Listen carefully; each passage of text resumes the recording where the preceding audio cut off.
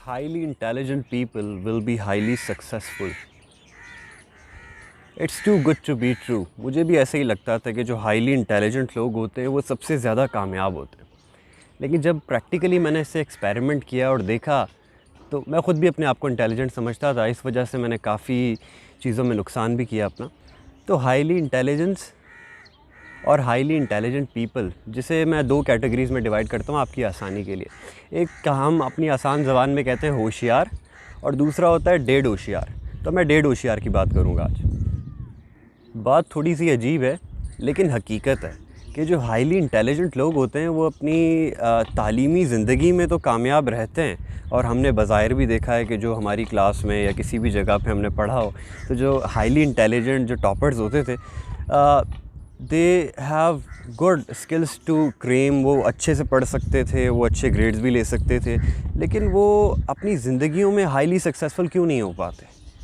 ये सवाल मेरे दिमाग में आया था तो मैंने सोचा इस पे कुछ रिसर्च की जाए। तो मैंने कुछ वजूहात ढूंढी, कुछ रीज़न्स ढूंढी कि वो लोग कामयाब क्यों नहीं होते। ये मैं हर उस इंसान की बात कर रहा हूँ जो अपने आप को इंटेलिजेंट कहता है या समझता है, डेढ़ होशियार। अब पहला रीज़न ये होता है कि वो किसी की बात नहीं सुनेगा, चाहे वो टीम में हो, चाहे वो किसी ग्रुप में हो, चाहे वो बॉस हो या टीचर हो, किसी भी शोबे से उसका ताल्लुक़ हो, वो किसी की बात नहीं सुनेगा। वो कहेगा कि जो मैं कह रहा हूँ वो ठीक है, क्योंकि मेरे पास तो इतनी क्वालिफ़िकेशंस हैं, मेरे पास इतना एक्सपीरियंस है। तो वो किसी अपनी टीम जो मेंबर्स हैं, अगर वो बिज़नेस में भी है तो अपने टीम मेंबर्स को वैल्यू नहीं देगा। तो ये सबसे बड़ी वजह बनती है उसके फेलियर की, बिकॉज़ क्योंकि वो समझता है कि जो सब कुछ उसने सीखा है वो सही है और जो सब कह रहे हैं सबका पॉइंट ऑफ व्यू गलत हो सकता है, वो होशियार है। जो सेकंड रीज़न है जिसकी वजह से एक हाईली इंटेलिजेंट बंदा, डेढ़ होशियार, कामयाब नहीं हो सकता किसी भी काम में, चाहे वो बिज़नेस कर रहा हो या कोई सा भी अपनी प्रैक्टिकल लाइफ में भी, उसकी कामयाबी के जो चांसेस कम होने की वजह ये होती है कि वो अपनी गलती नहीं मानता। अगर उसकी वजह से कोई ब्लंडर हो गया है तो उसके पास इतना सॉलिड आर्ग्यूमेंट होगा उस मिस्टेक को सपोर्ट करने के लिए कि आपको भी लगेगा हाँ यार सही बोल रहा है, ये तो हो सकता है मैं गलत हूँ। मतलब उसने इतनी बड़ी गलती की है लेकिन वो इस तरह कवर करेगा कि जैसे आपको लगेगा ही नहीं कि वो गलती है, और उस बात को कभी मानने के लिए राज़ी नहीं होगा। चाहे वो अपनी कब्र में भी जा रहा हो ना, ये बात नहीं मानेगा कि उसने गलती की है। और जो तीसरी सबसे बड़ी वजह है वो बड़ी सरप्राइजिंग है। जो इंटेलिजेंट आदमी है वो कभी भी अपनी टीम को या अपने साथ काम करने वाले को क्रेडिट नहीं देगा। अगर वो किसी प्रोजेक्ट में काम कर रहा है और प्रोजेक्ट सक्सेसफुल हो जाता है तो उसका क्रेडिट कभी भी अपनी टीम को नहीं देगा। वो कहेगा कि मैं हूँ और मेरे साथ भी मैं हूँ।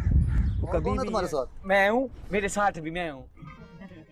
वो कभी भी ये एडमिट नहीं करेगा कि जी मेरी टीम ने भी मेहनत की या मेरे साथ जो साथी थे, पार्टनर से जो भी थे, उन्होंने भी साथ मेहनत की, दैट्स वाई ये प्रोजेक्ट कामयाब होगा। नहीं, वो कहेगा कि मेरी मेहनत थी, मेरा एक्सपीरियंस था, मेरी नॉलेज थी, इस वजह से हम कामयाब हुए। और चौथी सबसे बड़ी वजह ये है कि जो हाईली इंटेलिजेंट बंदा होता है वो इनसिक्योर फील करता है हमेशा। किसी भी वो किसी कंपनी में हो, किसी एजुकेशनल इंस्टीट्यूट में हो या किसी क्लासरूम में भी हो, तो वो इनसिक्योर फील करता है। आपको एक स्टोरी सुनाता हूँ ताकि आपको ये बात क्लियरली समझ आए। एक कंपनी थी जिसमें कोई सीईओ टिकता नहीं था 2 साल से ज़्यादा। तो एक सीईओ साहब थे जो 5 साल तक वहाँ पे थे। तो एक बंदे ने जाके उनसे पूछा कि आप 5 साल यहाँ पे काम कर रहे हैं, इसका राज क्या है? क्योंकि पिछले जितने भी सीईओज़ थे 1 साल, 2 साल, 6 महीने सब फारिग हो जाते थे, आप यहाँ पे कैसे टिक गए? उसने कहा कि मैं बड़ा इंटेलिजेंट हूँ। तो उन्होंने कहा कैसे? उसने कहा देखो मैं जो है ना, ये जो सेल्स मैनेजर है, एचआर मैनेजर है, फाइनेंस का मैनेजर है, इन सबको लड़वाता रहता हूँ, क्योंकि ये सब अपने आप को इंटेलिजेंट समझते हैं। तो मैं इन सबको लड़वाता हूँ और मेरी जॉब बची हुई है, क्योंकि ये सोचते नहीं आगे आने का। जब ये आपस के झगड़ों में होते हैं तो इनकी आगे जाने की सोच ख़त्म हो जाती है। तो ये इंटेलिजेंट आदमी ने बाकी के 3 इंटेलिजेंट आदमियों को लड़वा के अपने आप को सेव कर लिया। तो this is how intelligence work. तो ये देखें, अक्लमंद होना बहुत अच्छी बात है, लेकिन डेढ़ होशियारी ना कीजिए। इस तरह के डेढ़ होशियार जितने भी हैं ये उन तक पहुंचाएं और उन्हें कहें कि अपनी ज़िंदगियां बर्बाद ना करें। और जो चारों मिस्टेक्स हैं, कोशिश करें कि अगर आप डेढ़ होशियार वाली कैटेगरी में फॉल करते हैं तो इन चारों मिस्टेक्स को अवॉइड करें, अगर आपने फेलियर की तरफ नहीं जाना। जज़ाकल्लाह।